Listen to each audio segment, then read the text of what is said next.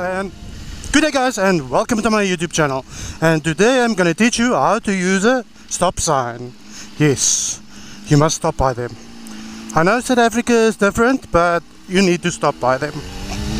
First thing you do is you stop behind the white line, like this. If there is no white line, then you stop behind the pole of the stop sign. So I saw on Pole Breaking News, there's a lady that asked about the stop sign. What if the line is further back and you can't see? Let me demonstrate. Say for argument's sake, the line is where I am now currently. You can see, I can see Jack.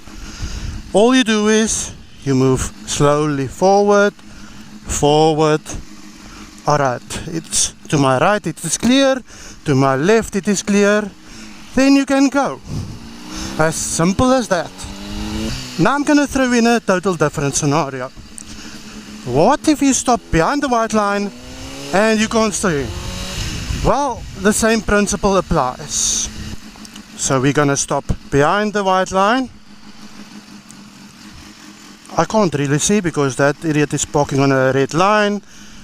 So then you just move slowly forward until you can decently see without endangering yourself or other traffic, and you enter the road. But in any case guys, I hope you guys enjoyed the video.